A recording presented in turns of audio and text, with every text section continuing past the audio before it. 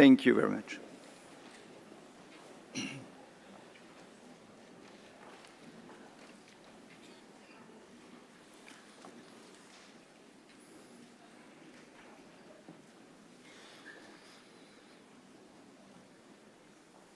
Thank you.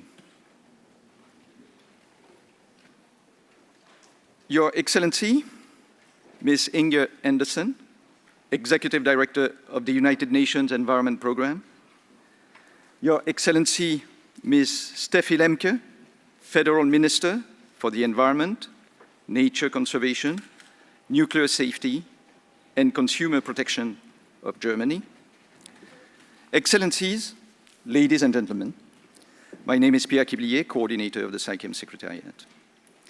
It is a great honor for me to be here today to welcome you to the opening ceremony of the high-level segment of the 5th International Conference on Chemicals Management. During this very busy year on the international and chemical agenda, we are very fortunate to have with us today the august presence of distinguished officials and a large number of high-level stakeholders, all reflecting the active and needed engagement of the wider community in chemical and waste management issues. To begin our program, we are very privileged to hear a video message from His Excellency Olaf Scholz, Federal Chancellor of Germany. Every day we benefit from the use of chemical products, be it in the agricultural or the medical sector, in cutting-edge tech, or in the clothing industry, or at home using a dishwasher or simply brushing our teeth. The use of chemicals is an integral aspect of modern-day lives. The chemical industry creates good jobs, including here in Germany, and is an indispensable part of our global value chains. However, the global mismanagement of chemicals and chemical waste has led to a crisis across our entire planet. According to the World Health Organization, toxic pollution caused by chemicals threatens millions of lives every year, especially in developing countries. Persistent synthetic chemicals are present in the ground, water and air, even in the remotest corners of our planet. They have an impact on biodiversity and pollute the very resources that we need to survive. All of this underlines the need to take joint action. This is where you and your conference come in. You have the opportunity to define how the global community will manage chemicals and waste in the future. I would therefore like to encourage you to make ambitious commitments in the high-level declaration that is set to be adopted at the end of your conference. I think we all agree that it is necessary to increase institutional and legal capacities to reach a consensus on the data that we want to gather and to create synergies with existing programming, for instance in the fields of climate or biodiversity protection. Documents like the one that you are negotiating here in Bonn can provide guidance to the entire UN system. They will serve as points of reference for the private sector, academia and civil society. And they can raise global awareness and lead to collaborative action. If they entail clear commitments from all sides, if they are truly ambitious, I know that is what you are working towards. People around the planet are rooting for your success, and that includes me. Thank you for what you are doing, and a warm welcome to the World Conference Center in the UN city of Bonn.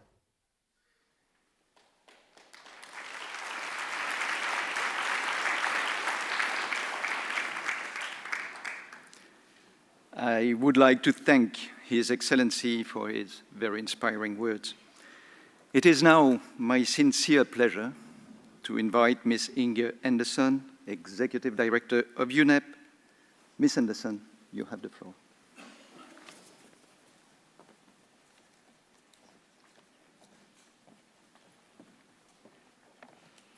Good afternoon. Let me start by saying my deep thanks to Germany, our host and president of this, the 5th International Conference on Chemical Management, ICCM5. And of course, to all the delegates who are in this room and beyond who've been working so hard, putting in hard work at negotiating this new global chemicals instrument.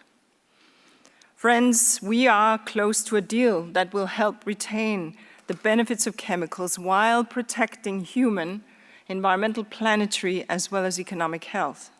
And in the next few days, actually hours, a close to a deal must become a closed deal. What we're working on was supposed to be the Beyond 2020 framework of the sound management of chemicals and waste, not beyond the 2023 framework, but we all know that COVID had different plans for us and that there are reasons for not delivering the deal earlier. But there can be no reasons for further delay. We know the positions, we know the issues, we know the science, and we are fully aware of what we need to do. Yet chemicals are essential for medicines, for consumer products, for food and more, but unsound management across the life cycle means hazardous and long-lived chemicals are polluting our air, our water, our land, and our bodies. Since the original deadline for this new framework, this deadline of 2020, based on WHO numbers, we can say that close to 6 million people may likely have died from exposure to chemicals in the air, in the water, in our food, and in the workplace. And countless ecosystems and species may well have been polluted and poisoned, and trillions of dollars of damages may well have occurred. But the chemical sector is growing, and so how can we have that growth that is sustainable? And without reform, we risk in certain places that the harm caused by unsound management of chemicals could also grow, and could grow fast. So adopting this new framework in the strongest and most specific and most inclusive terms, backed by the right finance for developing nations, is urgent. So I urge everyone to show compromise and creativity to get the job done for us and for the generations to come. I ask for compromise because it is a complex deal of a sort. It's not possible for everyone to get everything. That's how it works in negotiations. But let me be clear, I'm not asking for compromise in which everyone is unhappy. But I am asking for compromise in which everybody gets enough of what they want to make this framework workable. I ask for creativity because that's how we will make compromises work. I'm talking about creativity from companies, from nations, and from civil society and science that produce, use, or sell chemicals. Look, back in the day when the ozone layer was being depleted, governments and industry found alternatives to CFCs and made change happen. The cooling industry is booming today and is lauded for protecting the ozone layer. There is no reason that the same thing cannot happen in the chemicals and chemical-dependent industries. And in the spirit of the recognized human right to a safe, sound, and sustainable environment, I ask governments to dream up new policies and incentives that will help pull the chemical industry and other key sectors like agriculture, construction, and manufacturing to adapt their new practices. And I ask the trillion-dollar chemical industries to get ahead of the game and show what it can do, for example, in finding green and sustainable alternatives to hazardous chemicals. In this regard, I ask all parties to support the plastic pollution deal that is under negotiation, as mentioned in the draft text, to remove harmful chemicals from plastics and to find safe alternatives to plastic. We need chemists and the ingenuity from that sector and engineering working at the top of their game in this regard. And I ask everyone to support the UNEP-hosted Science Policy Panel negotiations on chemicals, waste, and pollution prevention. And as the interim panel on climate change and the intergovernmental as the intergovernmental IPCC and IPBES have shown, science can provide solutions and spark innovation as well as a better and deeper understanding. So I'm talking also about creativity in financing. Other agreements have stalled over what kind of pot that needs to be created for financing. Funding mechanisms are important, but are we perhaps missing the bigger picture? Is it the pot that matters, or is it what we put in it? After all, there's no point of handing a pot to somebody dying of thirst, but forgetting to fill it with water. So I challenge everyone to focus on their creativity on financing solutions from many sources. We have seen solutions in the past: blended finance, funding windows in existing mechanisms, innovative fiscal policies, debt swaps, and more. What are the creative solutions that this instrument can help deliver and unlock the necessary finance? So friends, 2030 is the year in which we are supposed to reach and achieve the Sustainable Development Goal. We just had the Sustainable Development Goals Summit in New York on the sidelines of the General Assembly. National targets to keep climate change in check under the Paris Agreement, and wide-ranging ambitious targets on the Global Biodiversity Framework. Without strong and urgent action on ending chemical and waste pollution, these commitments, the SDGs, will not be met. Look, I understand that there's great upheaval and that this represents complexity, but it is a necessary complexity.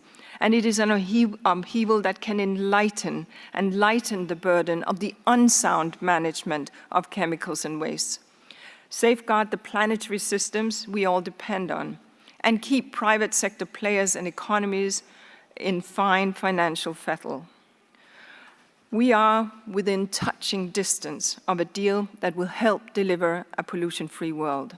So I ask nations and their negotiators and everyone else at the table to take that last step. Grab the deal with both hands, lean in, and start deliver on this vision of a planet free of harm from chemicals and waste for a safe and healthy and sustainable future. Thank you.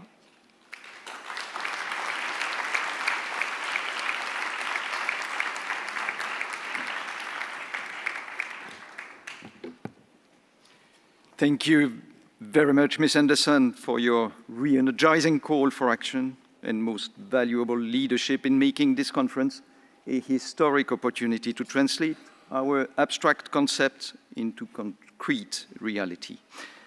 It is now my honor to invite Her Excellency Ms. Steffi Lemke, Federal Minister for the Environment, Nature Conservation, Nuclear Safety and Consumer Protection of Germany.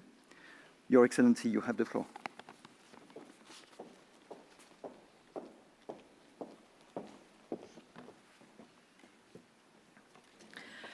Excellencies, colleagues, directors, board members, stakeholder representatives, Inge Anderson, ladies and gentlemen. Welcome to the high-level segment on the 5th session of the International Conference on Chemicals Management. Inge Anderson and I are jointly hosting this high-level segment, and we want to discuss with you how we can step up the political pressure in future in the fight against the pollution crisis. The pollution crisis affects all aspects of our lives. We cannot implement the goals of the 2030 Agenda or keep our promise to leave no one behind without sustainable chemicals and waste management. Colleagues, our goal for ICCM5 is to adopt ambitious targets and effective measures for sound chemical management. In Rio, back in 1992, the international community essentially already agreed to significantly reduce pressures on humans and the environment caused by chemicals. To this day, we have not come close enough to achieving this goal. I believe this is partly due to a lack of knowledge of this issue and its link to other areas. In future, we will have to intensify our efforts yet again to raise public awareness of chemicals pollution. We made progress on this at the second Berlin Forum on Chemicals and Sustainability, which we hosted at the beginning of September. I was delighted how many of you accepted my invitation. At the Berlin Forum, we shone a spotlight on some new aspects. For example, the economic, social, and environmental costs that will arise unless we significantly improve chemicals and waste management throughout the world. Valerie Hickey, Global Director at the World Bank, will speak more on this shortly. UNICEF Executive Director Catherine Russell has given us a compelling account of the impacts of lead on children. The WTO has highlighted the importance of chemicals management standards for global trade. Another reason for the slow progress on chemicals management is a lack of funding. Financial support is required for competence building, knowledge sharing, and for ensuring that countries that have just started developing their chemicals management receive the funding they need. For example, to set up the necessary authorities. Germany will provide 10 million euros for implementing the framework to support necessary future activities in this regard.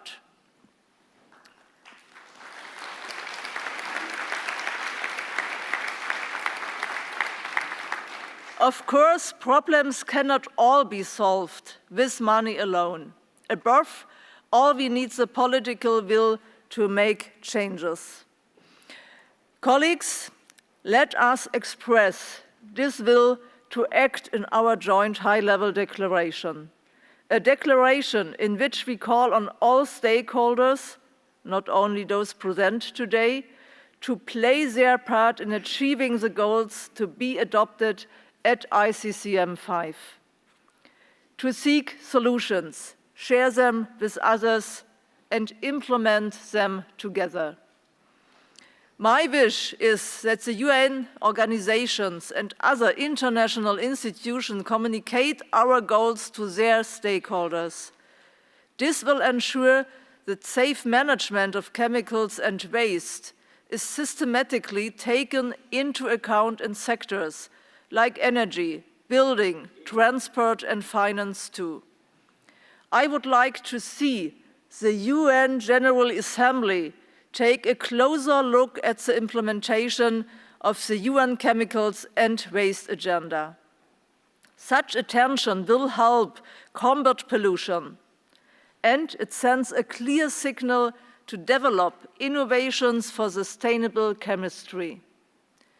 Colleagues, I grew up in the former East Germany, in a region where chemical industry discharges made the river smell terrible and the water shimmer with all kinds of colors.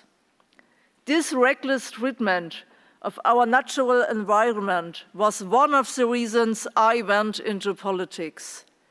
That is why I'm delighted that here in Bonn we can jointly set a course for a healthy, toxin-free environment.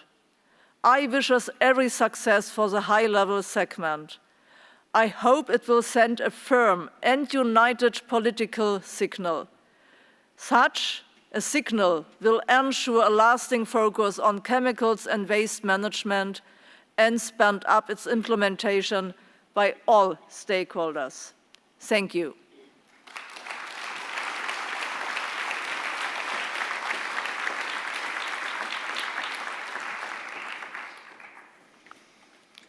Thank you, Minister Lemke, for your most supportive and galvanizing statement.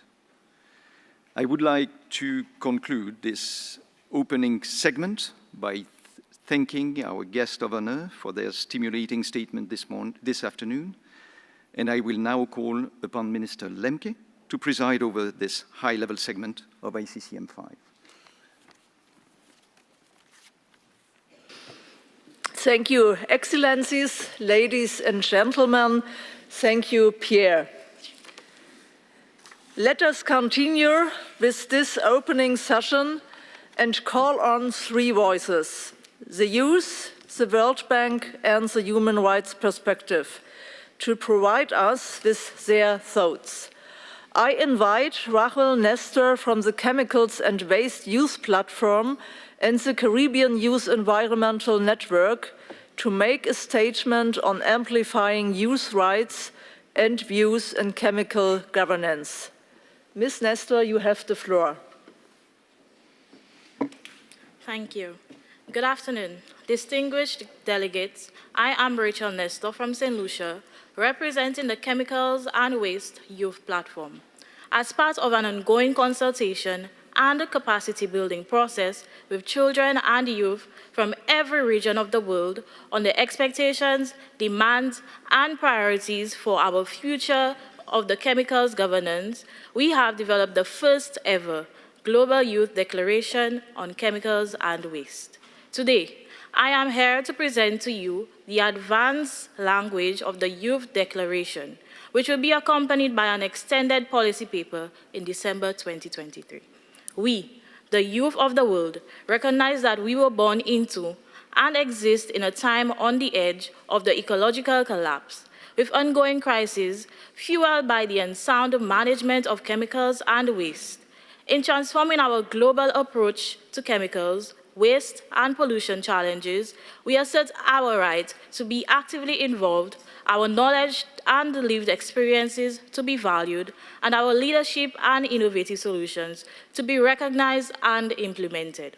With the first Global Youth Declaration on Chemicals and Waste, we articulate our shared vision, collective demands, and commitment to fostering a sustainable, equitable, and toxic-free world where people and the environment are protected from the detrimental impacts of hazardous chemicals and waste. Therefore, we call upon the United Nations, governments, civil society, international organizations, and all relevant stakeholders to 1. Assert that uncontrolled and reckless practices of chemicals and waste management are an intergenerational injustice, compromising the health, human rights, environmental stability, and developmental potentials of present and future generations. 2. Recognize that children and youth experience heightened levels of exposure to hazardous chemicals and waste, unique vulnerabilities to harmful, long-term, and irreversible health impacts during different stages of growth and development, and that these specific risks require specific policies to protect the health and rights of our children and youth. 3. Identify and enhance understanding of the differentiated environmental health impacts to vulnerable population groups, including children and youth, as well as between regions through rigorous interdisciplinary research and monitoring programs. 4. Scale up funding for research, monitoring, and scientific infrastructure, such as upgraded laboratory facilities, towards sub-regions, regions, and for studies within population groups that have the least data and monitoring coverage. Support the democratization of science in chemicals and waste by recognizing and integrating diverse knowledge producers, including the indigenous peoples, local practitioners, and community scientists, and ensuring their active participation in scientific discourse and decision-making processes.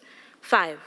Harness real-time monitoring systems, digital chemistries, and artificial intelligence tools to accelerate progress on solutions in pollution elimination, incident prediction and prevention, toxic chemicals assessment, and identification of at-risk populations and ecosystems, improving the efficiency, accuracy, and comprehensiveness of environmental protection efforts. 6. ensure equitable access to monitoring, data, and analysis of the ecological and human health impacts to chemicals, waste, and pollution, in alignment with the principles of the right to know and the right to science. Disaggregate data on human health by gender, age, region, and make this data and its analysis openly accessible in databases, maps, and other data visualization tools, and in translated publications. 7, uphold a commitment to a human rights-based approach in chemicals and waste management, emphasizing the right of every individual to a safe and healthy environment, clean water, clean air, and adequate sanitation, irrespective of their socioeconomic background, ethnicity, or geographic location. 8, in pursuit of a vision for chemical safety for all, promote accessible education around chemicals and waste management, empowering individuals and communities to access misinformation and make informed decisions about chemicals use, disposal, and decisions about their health. 9, critically analyze the transition from hazardous materials and products in the industry towards environmentally sustainable solutions based in sound science, empower the youth by offering insights into broader chemical knowledge that will inform future efforts in achieving safe and responsible industrial practices.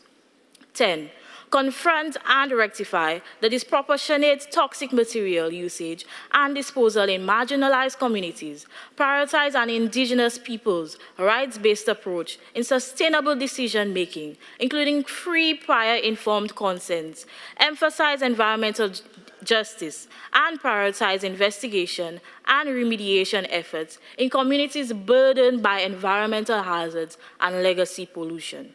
11, promote innovation, safety, and sustainability in chemistry by incorporating green and sustainable chemistry curricula in systems and degree programs across the educational continuum as means to train the future workforce to respond to current and future environmental societal challenges.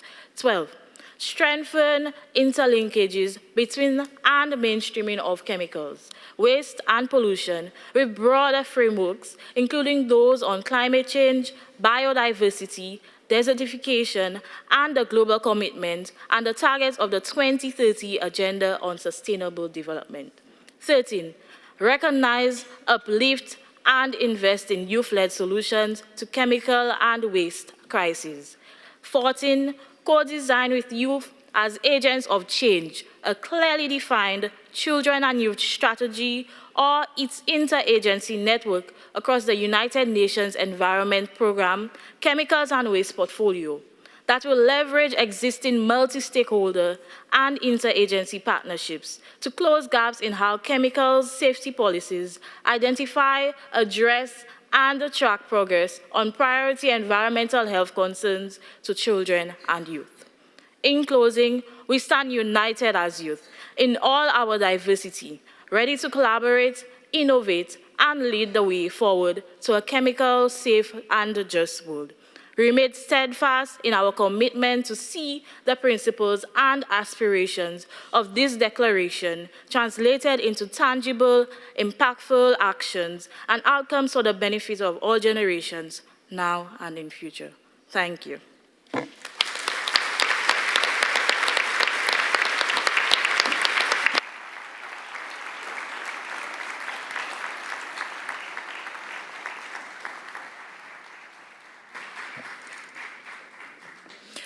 Thank you, Mrs. Nestor, and all the young people who have engaged in this process for sharing your reflections, needs, and indeed demands of us. The decisions we make here will form the basis of the lives that young people will be able to live. In very much hope we can meet the needs and hopes that young people have expressed. Thank you very much again for your contribution.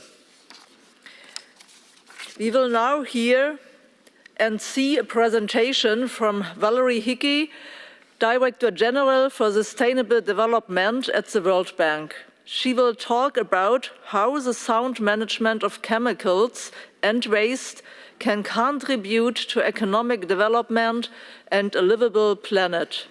Mrs. Hickey, you have the floor. Thank you so much, Minister. Friends, something has to change. We need a deal, because there are just too many people who are dying before they're due. There's too many kids who can't learn today and won't be able to work tomorrow. And there are too many economies who simply can't grow because of chemical pollution. Not because of chemicals, because in fact chemicals and chemistry are the physical precursors of so much of human advancement, of so much of the scientific, technological, and agricultural innovation we've seen in our lifetimes. But it's the unchecked and unmanaged use of chemicals that has become yet another defining challenge of this century. Another horse to join the two other horses of the apocalypse, climate change and biodiversity loss. And these three horses, these three environmental crises, are not just the same because of the damage they're doing to people, to our prosperity, and to the planet. They're also similar because the truth is, we have the resources, we have the solutions to manage chemicals better, to ensure that we can benefit from their amazing upside without having to live and die because of the downsides. But we don't have that political will yet, and that's what you all have to do in these remaining hours. But in order to have that political will, we need to know the scale of the problem. We need to agree on what the numbers are. So let me share with you some numbers. First of all, let's talk about lead. Even after the global removal of lead from gasoline, which started in the 1980s and only finished with Algeria finally banning lead in gasoline in 2021, lead is still everywhere. It's in our pipes, it's in our soils, it's in our cosmetics and our cookware. But the death toll from lead is not everywhere. It's mostly in low and middle-income countries. It's in poor countries around the world and poor communities in every country. And thanks to support from the government of Germany, at the World Bank, we've tried to put a number on how many people are dying early from lead. That number is 5.5 million people. 5.5 million people dead every year because of lead poisoning. That's 6 times the previous estimates of the death toll.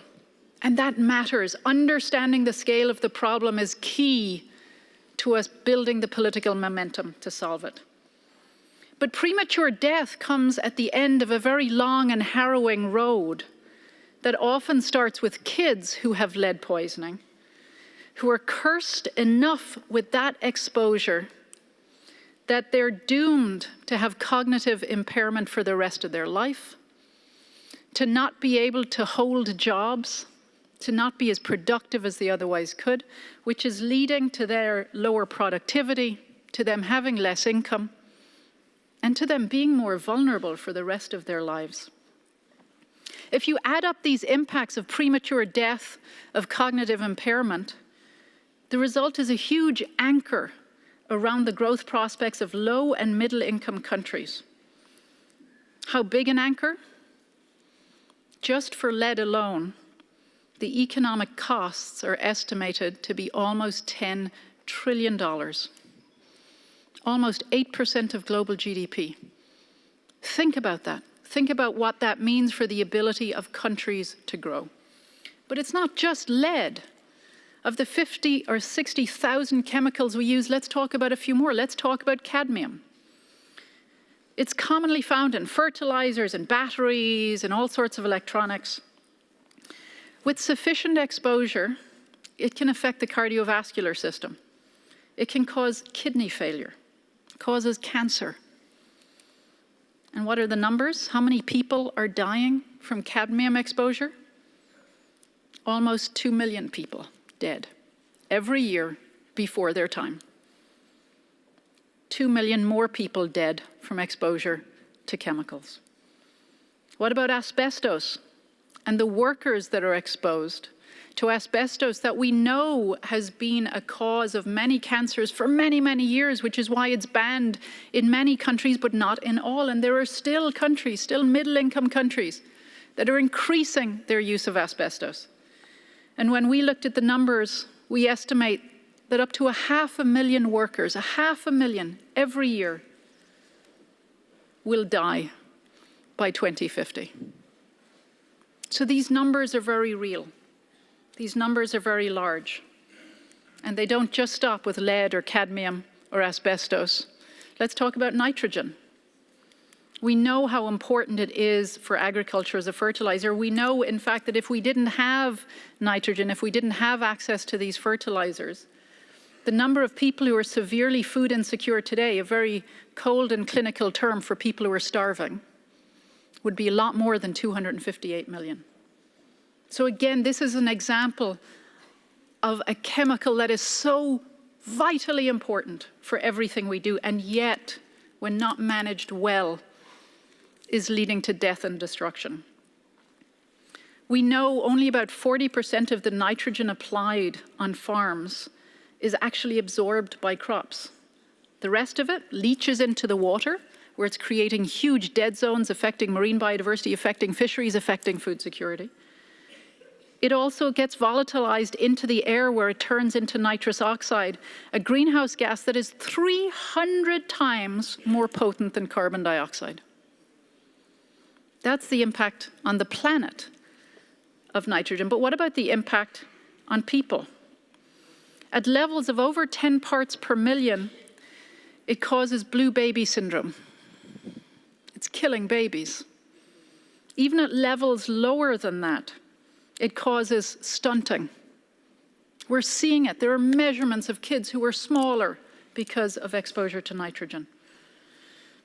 And what about the effects on the economy? Because using more economic fertilizer doesn't make good economic sense. A 10% increase in nitrogen fertilizer leads to less than a 2% increase in productivity. And it adds and causes almost 6% decline in labor productivity because those workers applying that fertilizer get sick. And countries are subsidizing this waste. It has to change. This is not the kind of development we want or need. We can never end poverty and build the safe and just world that Rachel talked about in a land awash with unmanaged chemicals. But this discussion today and everything that you're doing isn't about just quantifying the problem. It's about talking about solutions. And we know they matter, and we know they matter in terms of policies, institutions, and infrastructure. Policy is why we're all here this week, to strengthen ICCM, have a new framework agreement, have a new global high-level call to action. We know that this international policy framework has to think about what is a safe level of exposure to chemicals. Because we know there's no safe level of exposure to lead, for example. We must understand what safe means in the environment and where the proper use of chemical ends and overuse and harmful pollution begins. And we must apply a golden rule. Chemicals and waste that are banned at home cannot be exported overseas. But it's not just about international policy, it's about the national policy gaps too that are an invitation to further economic disaster. That's why even though it took 45 years to phase out lead from gasoline, the public bans worked. That's why we need more national evidence-based policy frameworks that incentivize the right behaviors through environmental and safety standards, talk about making polluters pay, and ending the subsidies that cause more pollution. And policy must adopt a clean it forward lens. Policy can't always just react to the last spill, to the last pollution. It has to begin to anticipate the next crisis. It has to identify ex ante what needs to be put in place to ensure the safe disposal of chemicals and the materials they infuse. It's not just about policy. Without strong institutions, even the best policies don't work. And this doesn't just mean building the capacity of ministries of environment. It means building the capacities of ministries of agriculture so the extension workers who work with farmers can explain why using less fertilizer will not reduce productivity. It means working with local retailers who sell those farmers that fertilizer so they understand what they should store and stock and sell. But even with formidable policy action and strong, credible institutions, every country also needs robust infrastructure to manage the purchase, the storage, the use and disposal of chemicals. This is an important part of the clean it forward philosophy we need to adopt. It's also important to clean up past spills and past problems. So finally, to do all of this and to turn the page on chemicals, mismanagement and pollution, we want to call for three things that we've heard a lot this week. The first is we need to focus on data and analytics. We have to have robust data that is responsive to changes in real time and can be collected even in data-poor countries. And it's made publicly available so that progress can be tracked and failure to progress can be punished. We cannot manage what we do not measure. And right now, we don't have a single agreed way to measure chemical pollution or the policies that try and combat it. We also need more money. We need more domestic resources to tackle chemicals pollution, but we know we need this at a time when fiscal space constraints and debt distress have never been higher. We need more international public finance at a time when we know the demands on this finance to combat the climate crisis, meet the ambition identified in the Global Biodiversity Framework has never been bigger. And we need lots more private capital. But we can't just talk about needing more money. We have to talk about doing more with the money we already have. Doing more, doing better, and doing faster. We have to make sure that public policy provides the certainty that private finance needs to reduce its risk and invest. We need to make sure that international public finance de-risks specific private investment deals to increase the returns of private capital so that they will invest. And we need to make sure that every pot of money that supports the management of chemicals pollution is easily and quickly accessible. We also need partnerships, whether it's across the public and private sectors, across whole of government, across whole of society, across the chemical value chain, and across the global north and south. And we need to engage local communities and those micro and small businesses that stand at the coalface and suffer the most from chemical pollution. The history of development, friends, is a story of short-term choices made in the pursuit of a grow now, clean up later philosophy. The history of pollution has taught us that cleaning up later has usually meant not cleaning up at all. Now that bill has come due, and the people who have to pay it, the almost 10 million people who are dying every year in their families just from exposure to 4 chemicals alone, and the kids who, because of exposure to chemistry, to poor chemistry, to mismanaged chemistry, will never grow up to have the lives we've been lucky enough to live. They're the people who have to pay for this bill that has come due, and they have the least ability to pay for it. Something has got to change. Thank you.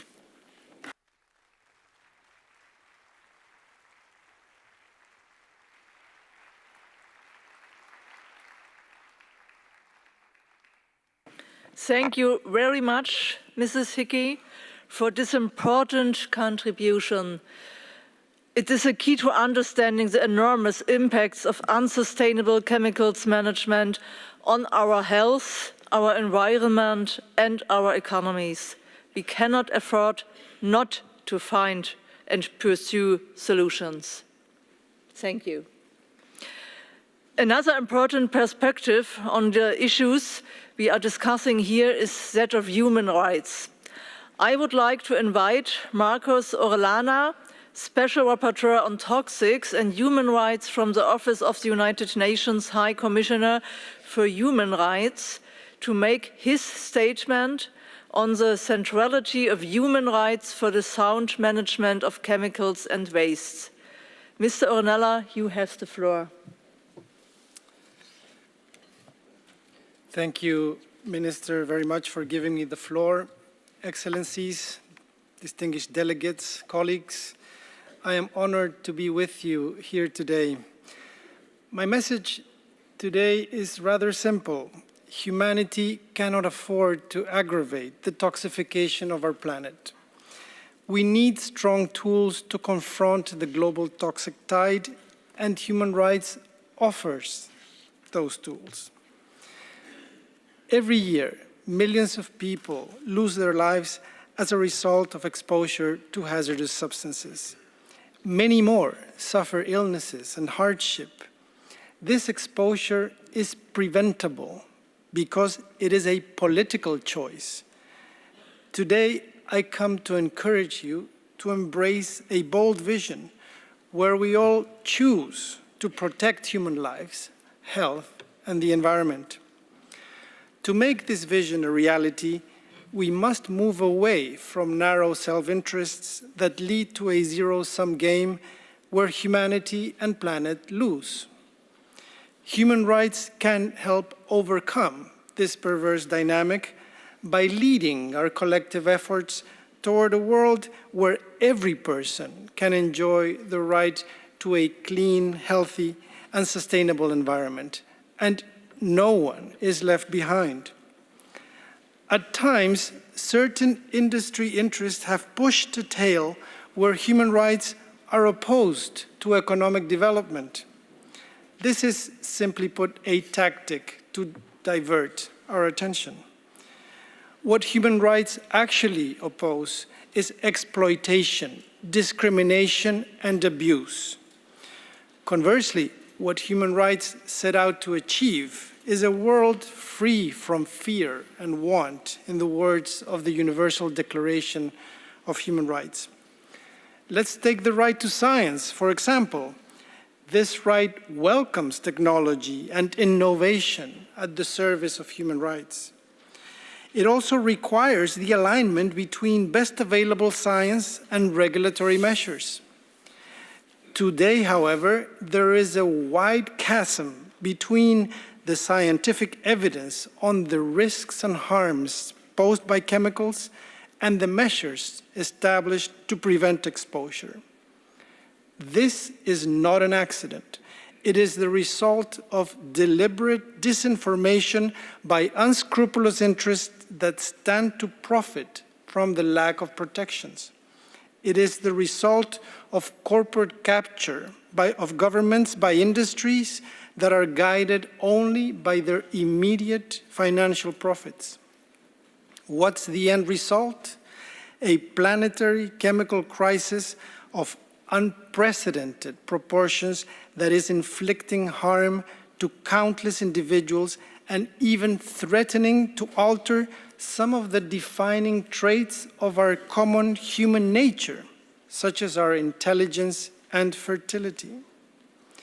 Human rights provide a moral compass and norms to confront the global chemical crisis.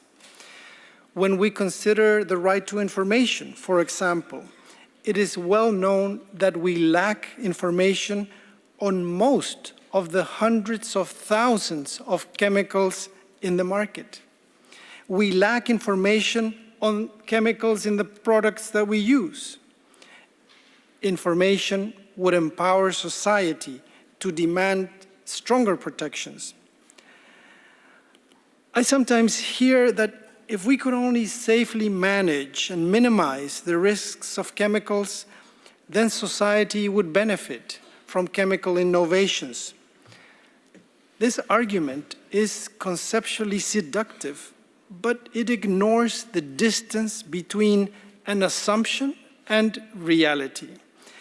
A human rights-based approach can help bridge this distance because it calls upon us to look at reality from the perspective of those individuals and groups in most vulnerable situations: indigenous peoples, workers, including in the informal sector, peasants, women, children, and other groups often left behind in our societies. From the standpoints of those who suffer, words like minimizing risks are plainly words devoid of meaning.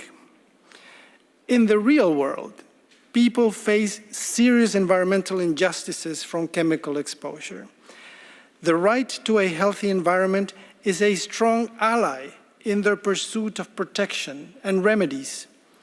Perhaps that is why this right is so opposed by some who would rather remain unaccountable for the harm they have inflicted on the planet and humanity. But international morality calls upon us to address global environmental injustices. This involves putting an end to the odious double standards, such as in the export of banned hazardous pesticides. It involves mobilizing substantial resources for international cooperation and solidarity. It involves applying due diligence in supply and value chains. It also involves overcoming the legacy of environmental racism and the enduring forms of environmental violence. To conclude, I wish to invite you to achieve this vision of human rights as the common ground that will allow us to work together to overcome the global chemicals crisis. Thank you very much for your attention.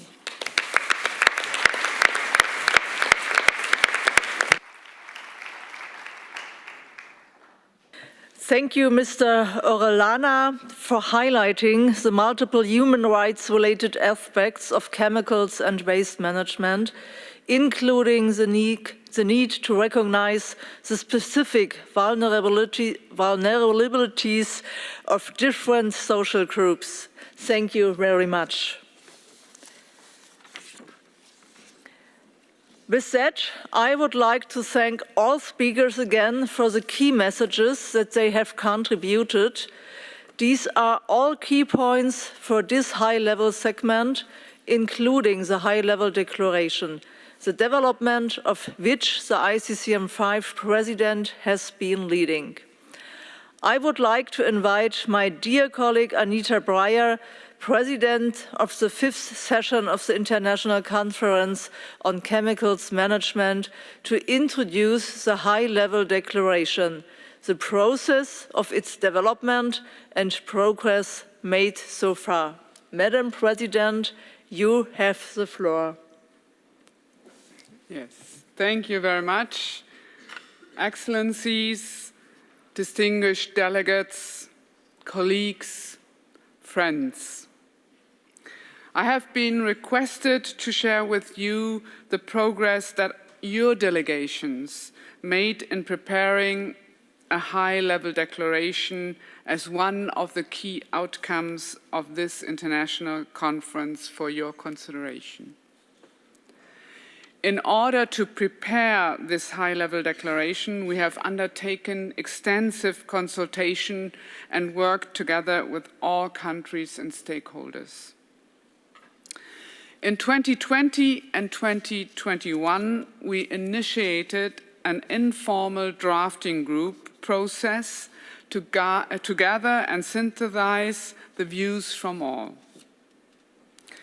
The postponement of our conference in 2021 due to the pandemic in 2020 and 2021, due to the pandemic and 2021, the second time triggered us to once again request all stakeholders to submit further views on the substantive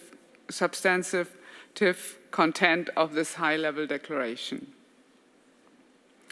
I must say we have had a tremendous response to these requests for input from all. I, as President, then synthesized a zero draft declaration based on these inputs and published it in the lead up to this conference. On Monday this week, we established an informal group to discuss and elaborate the shape and content of a high-level declaration for your consideration. And I thank very much my friends Mohamed Kashashne and Eva Kracht for leading this group. We have made tremendous progress on the draft declaration thus far. It is short and concise. It outlines the global challenges we face and clearly identifies the priority areas to be addressed as we go forward. It communicates our determination and commitment to take urgent and ambitious action on these global challenges. There are a few areas that remain to be clarified. For your information, you will find the draft uploaded as an in-session document on the website, and I encourage you to engage on the substantive content of this draft and guide your negotiators as they finalize the work on it. We aim to consider and adopt the high-level declaration before we close our session tomorrow. And with the help of the growing bond spirit in this room, the bond spirit is the one of live and let live. We will be able to manage that, to solve these outstanding issues. And with the inspiration and your pointing out to the urgency of the matter on this podium right now, I think that will help all of us, all delegates, to be motivated, well motivated for hard work for one more night. But I hope it will be the last night, or I impose on you it should be the last night that we are doing that. So thank you very much for your support, for inspiring us and giving us additional motivation. And thank you to all of you for really investing all this time and your dedication to the subject. Thank you very much.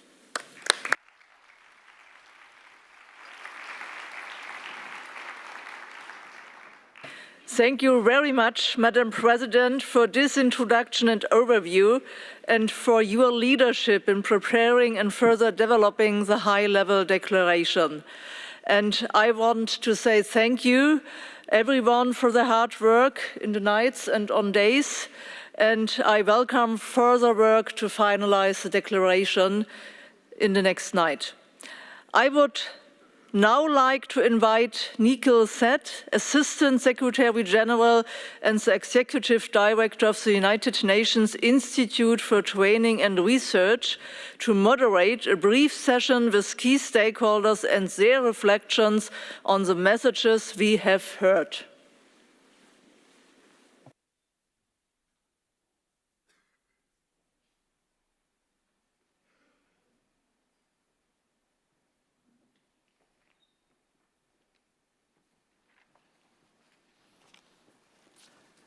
Distinguished Minister Steffi Lemke, Inge Anderson, the head of UNEP, and your passionate teams. I use the word passionate because I know tireless they've been, but they brought a degree of passion into this work which I think is urgently needed. For the last hour, we've heard some outstanding contributions. Thank you for bringing all these people here, Germany, and thank you for what you have conveyed to this multi-stakeholder audience. This is what we need, and this is the urgency of now. Before diving into this reflections on what we've heard over the last hour, we give and hear the European Commissioner for the Environment, Oceans and Fisheries for a short statement, and then we'll dive into the panel on reflections. So, distinguished Commissioner Virginijus Sinkevicius, I give you the floor.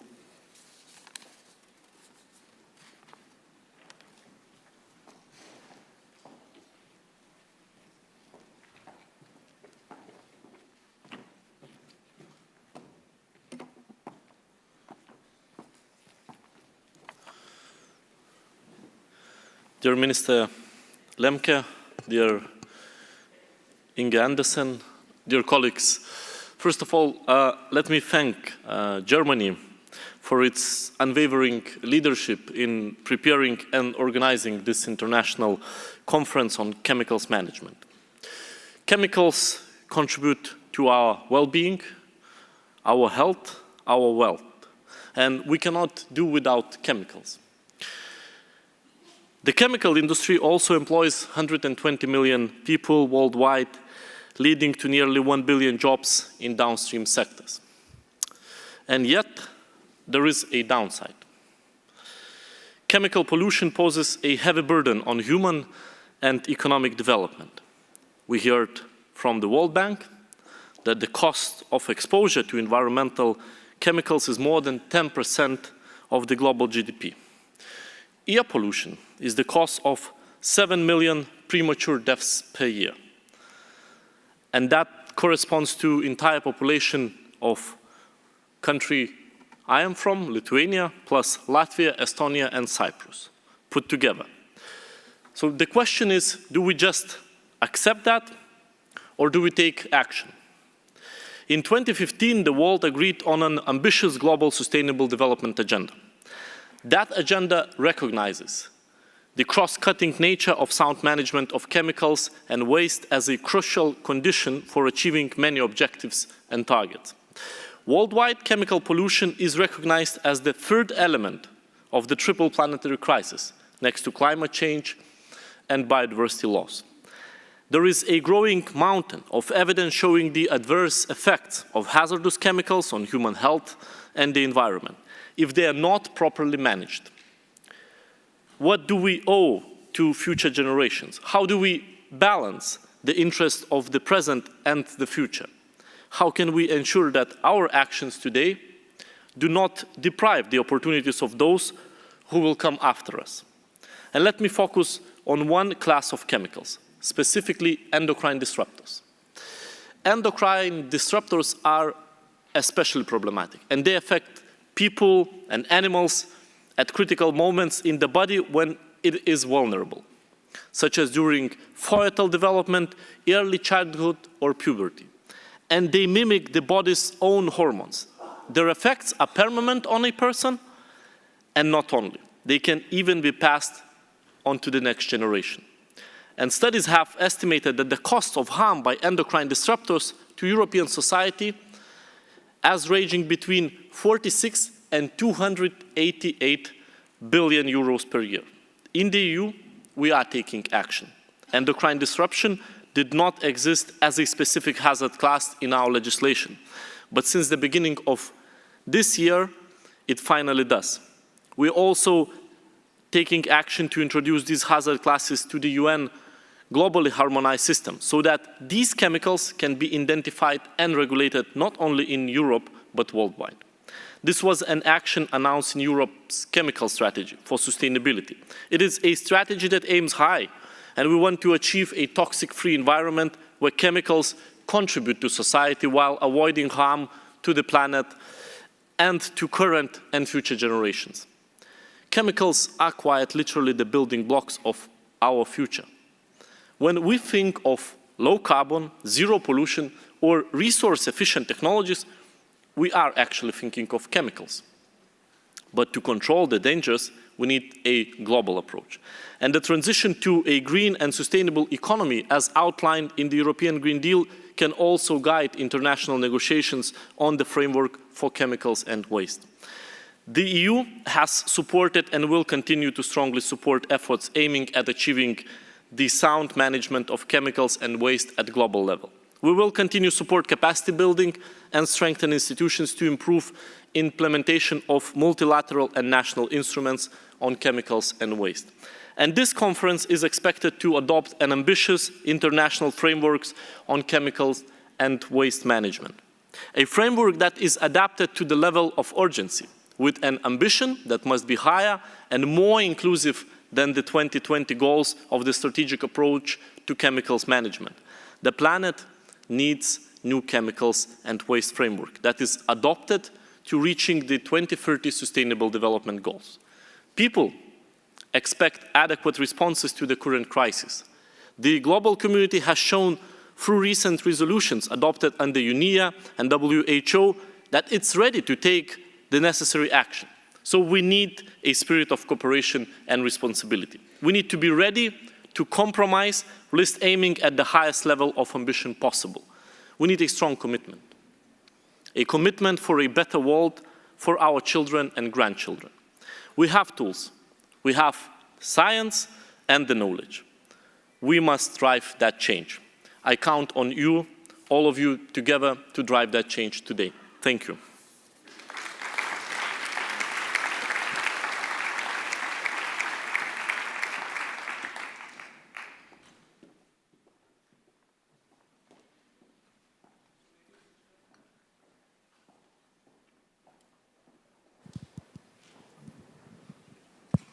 It's time to get into our panel, who will reflect upon the wonderful things we've heard through this morning. And I'd invite each one of them to come to this part of this side of the room and join me here. We have representatives from UNDP, from UNIDO, from WHO and ILO. There's Hao Liang, there's Mr. Zhu, there's Maria Neira and Mr. Nunes. So please join me here. Hi, Julian. So while they are assembling here, let me sort of tell all of you that what I'm hoping to do is invoke the born spirit, which you referred to. And the born spirit is a spirit for not so much reflection and analytics, but a spirit of action. And the distinguished minister has made some wonderful announcements this morning, including a contribution to keep that part of the operation going, which requires, as everyone said, finances. And we are all enthused. It's something in the air in Bonn which promotes action. And I think we have to have that spirit as we discuss and think about what has been said. Now, coming back to what we heard, what struck me is a certain commonality in everything that was said. The urgency of action was something which was brought up really by every speaker. And whether you approach it from intergenerational justice, or you approach it from human rights, or you approach it from the people, prosperity, planet, and the impact of growth prospects, there is no question that all of us in this room are agreed that we need to do something now. And I wanted all of you to focus on this and look at the future. We don't want too much emphasis, because time is very limited. We don't want too much of a focus on the analytics. We know, everyone has told us that it's a very grim, dark situation. And we want you to throw light on, first, in your individual capacities, forget your institutions. What were the thoughts that came to your mind when you listened to all these speeches? And what made you alert to the mismanagement issues that come around chemicals and waste management? And in your personal capacity, I'll come back for the next round of questions to your institutions and what you represent. But Hao Liang, let me start with you. What are the thoughts right on top of your mind which you want to share with this wonderful audience here? Thank you. Thank you very much, Nikki. I think in my personal capacity, what came to my mind is really, what kind of a world we're living for our future generations. Right? We heard very impassionate statement from our youth representative. Right? We have examples for cities that have developed, but they discovered that the cost of cleanup is more than the GDP, accumulative GDP that have received over a 30-year period. Right? So we don't want to repeat this kind of reckless path of development. We need to think about our future generations. That's really what came to my mind. Thank you. Actually, one thing I think struck me here is not about the urgency of having this deal done here. I think most important thing now why we are here, we do not have this consensus. That lack of knowledge, lack of understanding of the scale of the problems. This is, I think, the most, daunting task we need to tackle together. So for the youth, now we have the declaration, the youth generation, that now already developed this understanding. But for the ordinary public, not only experts here, professionals here, policymakers, then all the concerned stakeholders should be, coming together to understand the level of the challenges, the risks, like the climate crisis, like the biodiversity loss crisis. No, for this chemical crisis, pollution crisis, we could not reach the level of understanding of the urgency. So that's why I think this is something critical for us to move things forward. Thank you. You know, my first reflection is, great, we are all aligned. I didn't hear anyone disagreeing. I heard the youth telling us that we need to do more, and I heard a very detailed list of requests. I heard the human rights approach telling us that it's a good argument for that. I heard head of agencies like Inger telling us that from an environmental point of view it's so important. I heard ministers telling us as well that the governments are committed. I heard the European Commission telling us that they have a strategy, a zero pollution. And of course, I hear myself and my organization saying the health argument is very powerful, enormous. The figures are really devastating, the impact on public health. So my second reflection is, what is wrong then? If we are all aligned, we are all convinced, where are the obstacles? Whom is presenting any obstacle? If all from governments, NGOs, civil society, UN organizations, why we don't start? So my reflection will be, okay, let's finish this declaration and go immediately back and start to do it, because we all recognize that there are three crises, the pollution, loss of biodiversity, and climate change, that are biggest crises that we need to confront. So I think the rhetoric has played already a role. Now we need to understand where are the obstacles and remove it.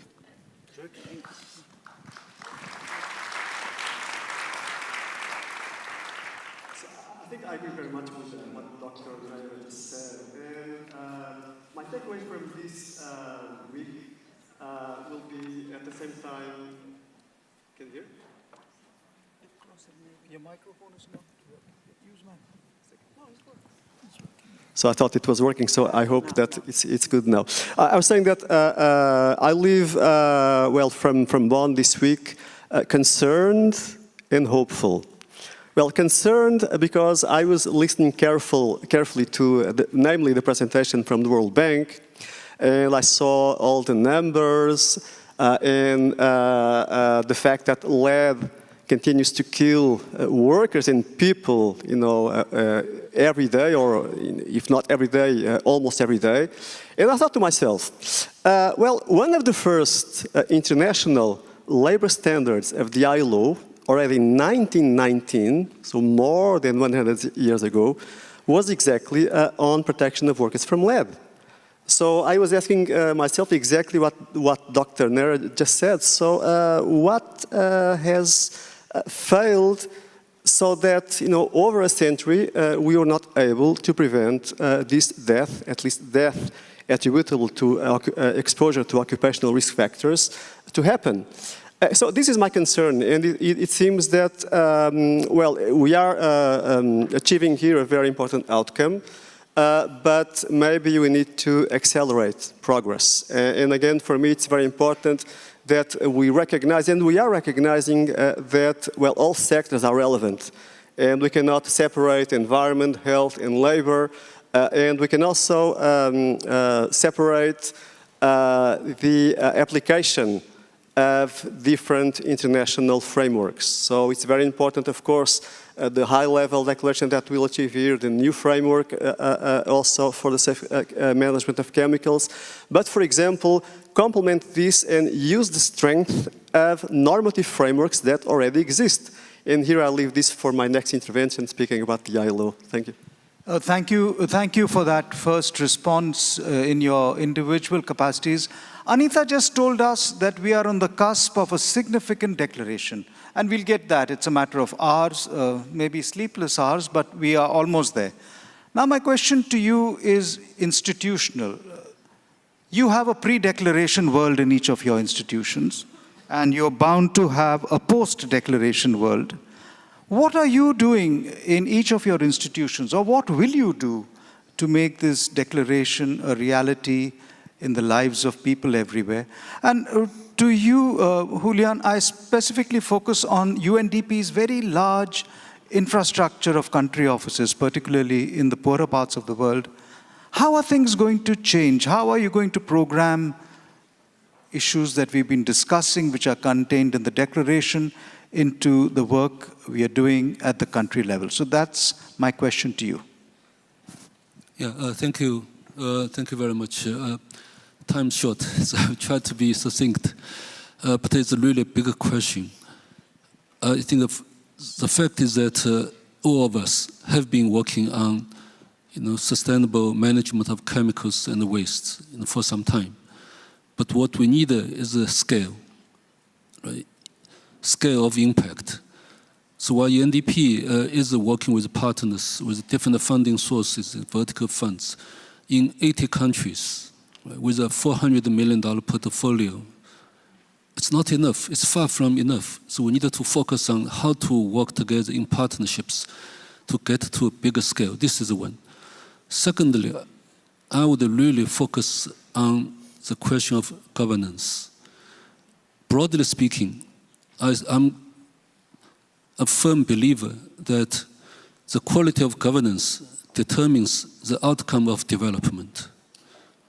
Specifically for chemicals and waste management, it's the same. Right?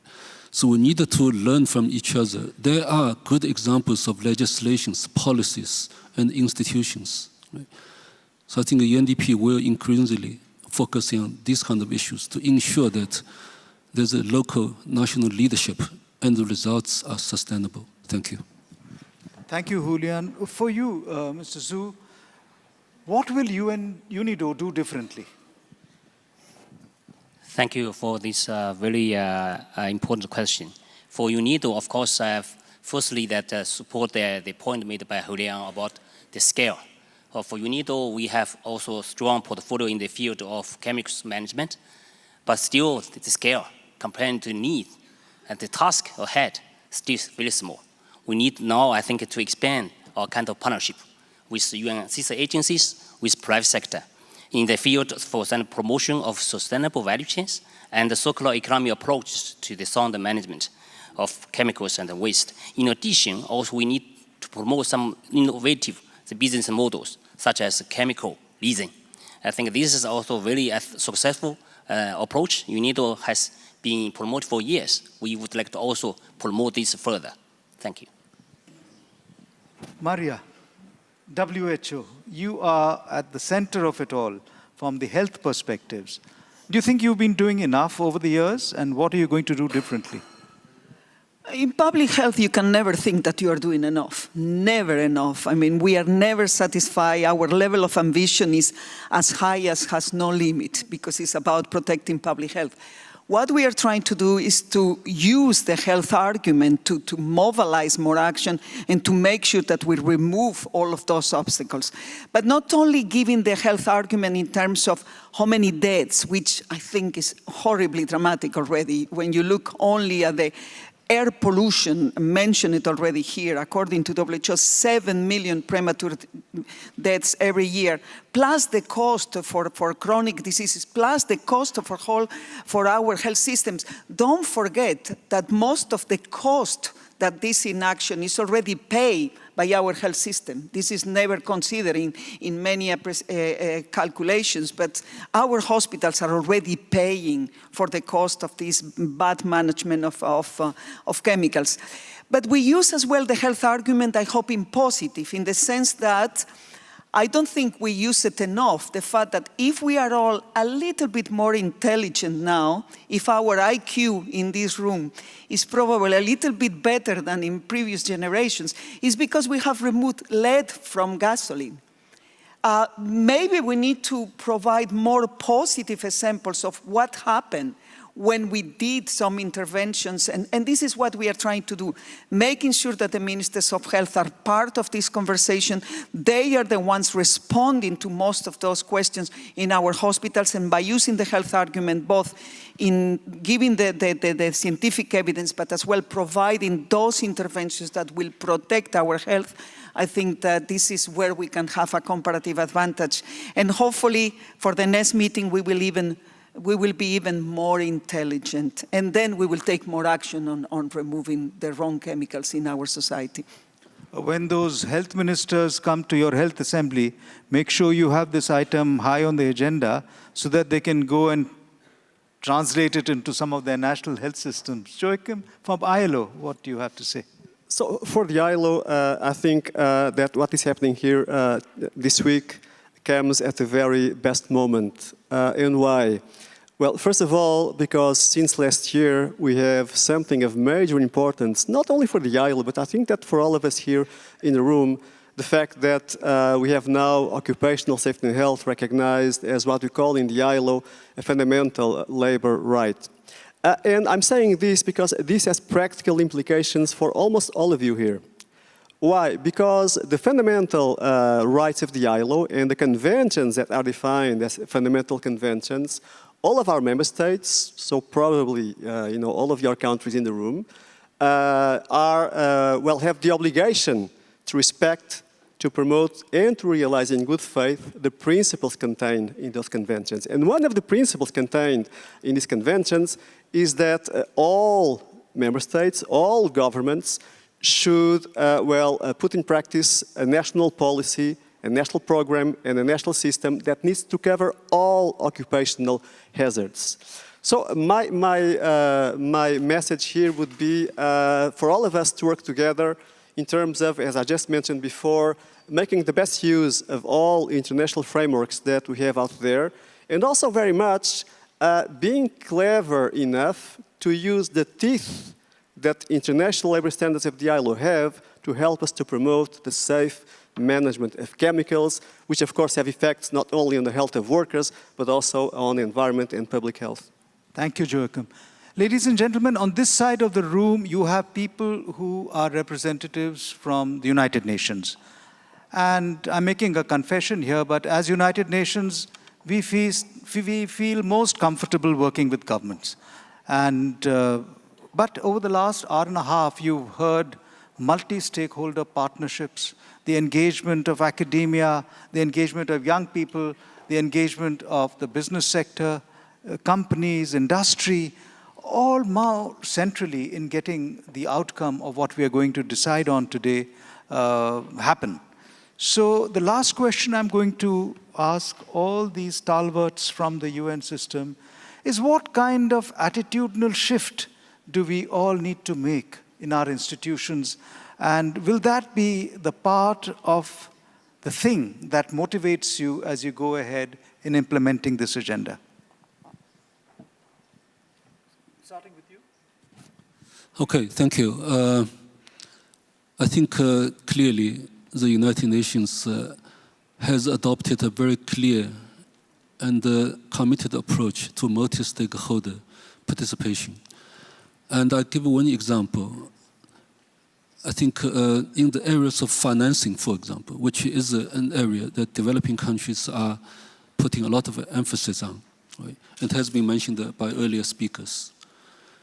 We're working with more than 80 countries to develop what's called integrated national financing frameworks, right? Because if a development priority of a country is not reflected in your financing strategy, development financing strategy, it will not be done, right? So the financing strategy needs to include public resources, both national and international, as well as private resources, domestic and international. For this purpose, on the public side, for example, there are a lot of issues. We need a multi-stakeholder approach.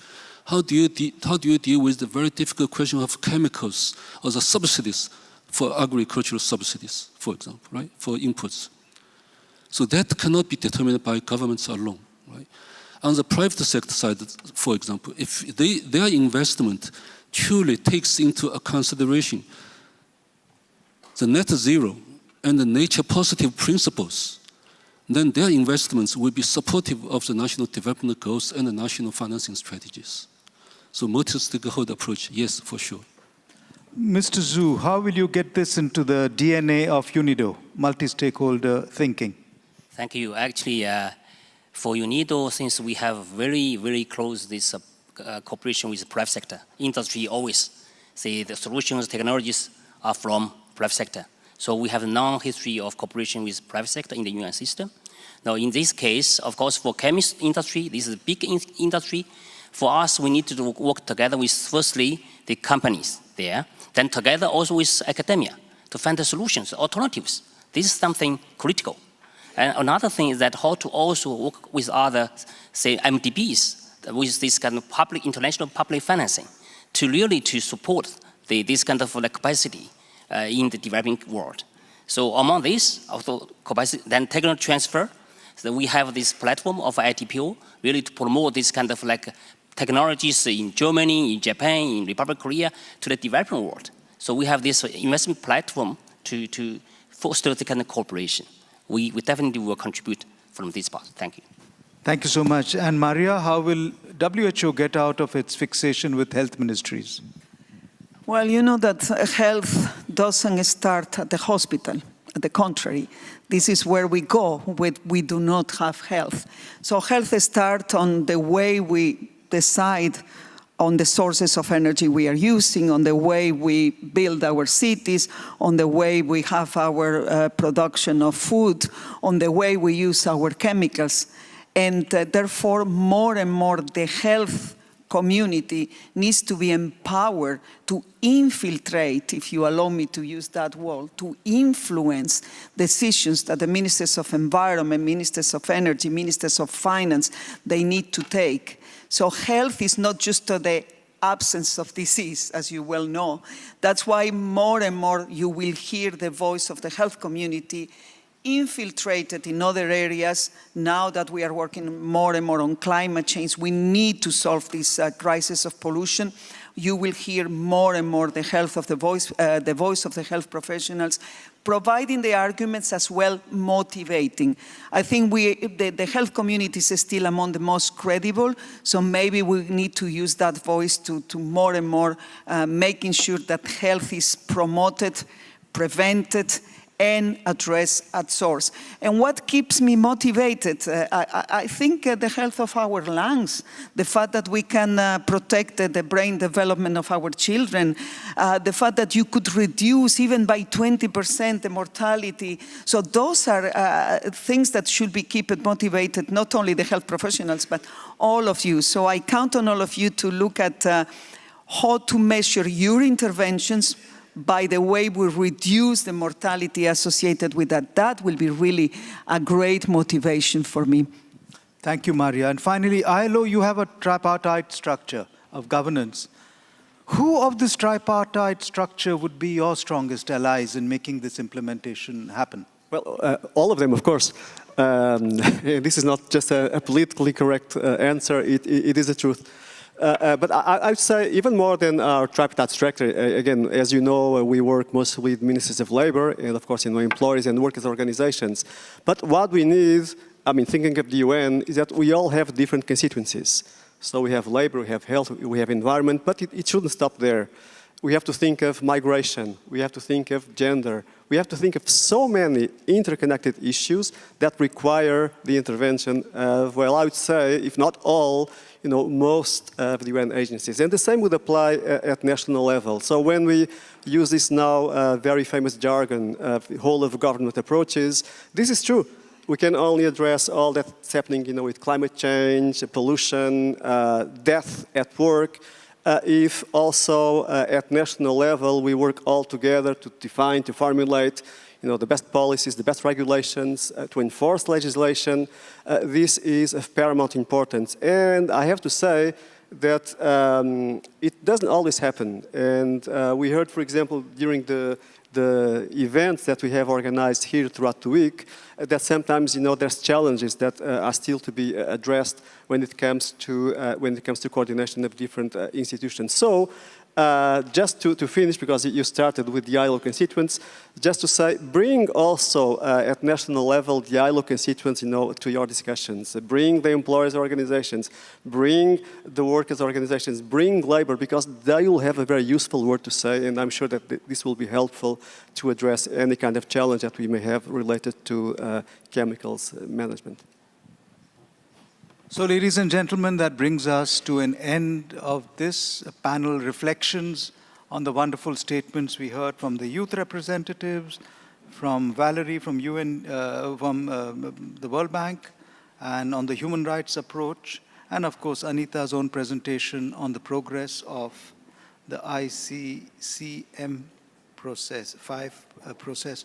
I just wanted to end really by referring back to what the World Bank said, what Valerie Hicks said. Please forgive me for using your summary as a kind of approach for the future.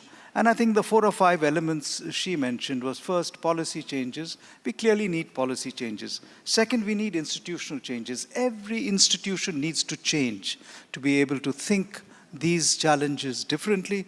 Thirdly, we need solid data and analytics which should guide our work. We need money. We need partnerships, and with all this, something you didn't mention, we need leadership in all our institutions to make all this happen. But here I end by thanking the leadership of Germany. I have watched their engagement in this process for a long time now, and it's amazing what you've done to bring us to this room at this stage, and the progress you've made in reaching a conclusion to these wonderful deliberations. So thank you, everyone, and that's the end of our panel discussion. Thank you, panelists.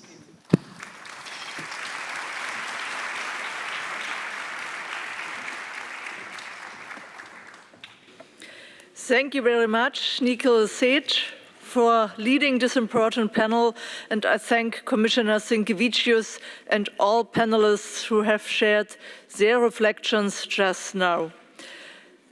As a last substantive contribution to our opening session of the high-level segment, I'm pleased to introduce my colleague, Robert Habeck, Federal Minister for Economic Affairs and Climate Action, and Vice Chancellor of Germany, who has kindly provided a video message to our conference. Minister Lemke, ladies and gentlemen, thank you for the opportunity to share a few words with you today. In a globalized and increasingly interconnected world, it is becoming more and more important to protect people and the environment against the negative effects of chemical substances. The strategic approach to international chemical management is currently the only instrument at international level that focuses on responsible chemical management. Climate change, pollution, and biodiversity loss. Our planet is experiencing a triple crisis. We will all have to work extremely hard to master these enormous challenges. The chemical industry, as a driving force for innovation and progress, has a key role to play in this. To be more specific, chemicals enable innovations, and innovations produce chemical substances and products that are both sustainable and safer. Chemicals are used in virtually all parts of our lives, which is why it is so important that they are handled safely and that a differentiated risk-based approach is taken regarding their use. Chemistry makes use of reactivity. Without it, there would be no chemical transformation. Without reactivity, none of us would be here today. However, it is clear that the use of chemical substances needs to focus more systemically on innovative and future-proof solutions for our sustainable development. This means creating an environment for innovation that allows for a safer use of chemicals whilst upholding the indispensable diversity of the chemicals we use. The chemicals industry is aware of its responsibility to minimize the use of hazardous substances in their supply chains. What we need is a solid framework to enable all the stakeholders to manage chemicals at the global level. This can only be done successfully if businesses, governments, and society work together. Here, too, SACEM is leading the way, showing what can be achieved through cooperation. When it comes to establishing the necessary capacities for chemicals management, the chemicals industry is a reliable and essential partner, and it is already active at the global level. The Responsible Care Initiative is just a good example for this.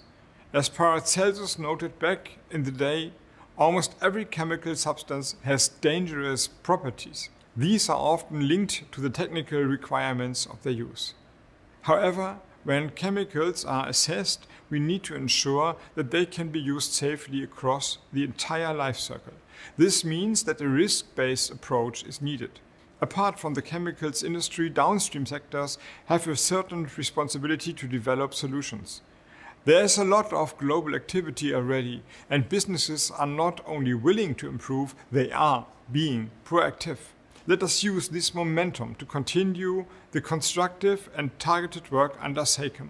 I wish you a good and successful discussion. Thank you very much.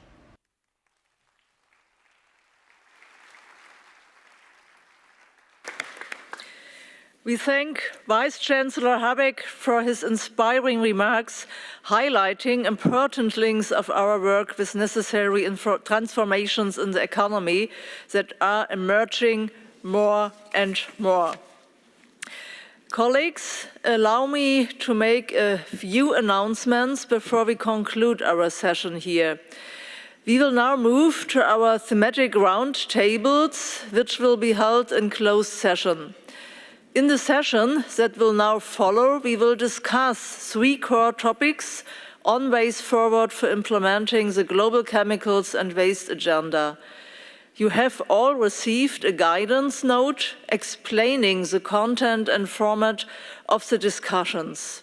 I would like to ask my high-level colleagues and accompanying staff for the roundtables to switch locations for this part of the program.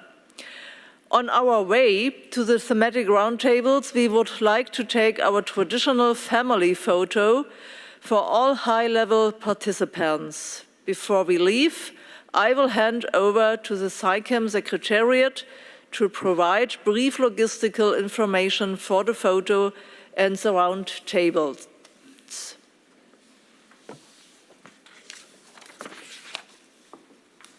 Thank you. We would like to invite the participants of the roundtable to move from the World Conference Center main building to the plenary building where the roundtable will take place.